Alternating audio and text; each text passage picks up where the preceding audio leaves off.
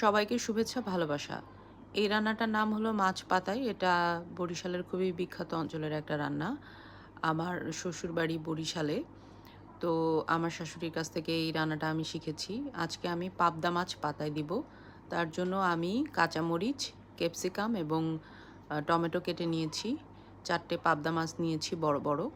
লবণ দিচ্ছি, শুকনো মরিচের গুঁড়ো দিচ্ছি আর হলুদ দিচ্ছি। আর কোনো মসলা আমি ব্যবহার করব না।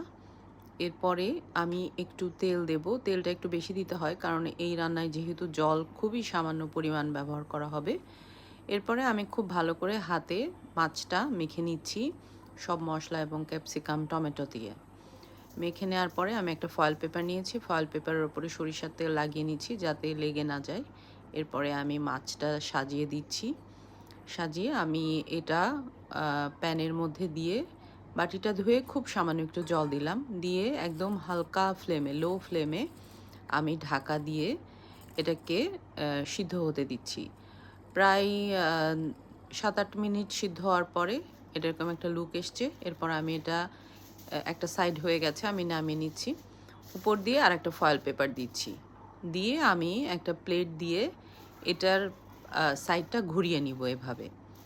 ঘুরিয়ে আমি অপর সাইডটা একইভাবে প্যানের মধ্যে বসিয়ে আমি ওটাকে আবার প্রায় ৭-৮ মিনিট আমি এটা একদম লো ফ্লেমে আমি এটাকে জাল দিব।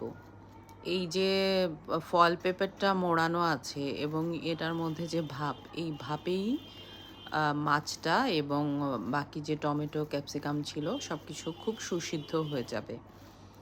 আমি আবার অন্য সাইডটা বসিয়ে দিলাম, দিয়ে আমি ঢাকা দিয়ে দিয়েছিলাম। এরপরে আমি ১০-১২ মিনিট পরে আমি ঢাকাটা খুলে চেক করলাম এবং দেখেন একটা পোড়া, পোড়া ভাব এসছে। এটাই কিন্তু মজা এবং একটু ঝোল, ঝোল আছে।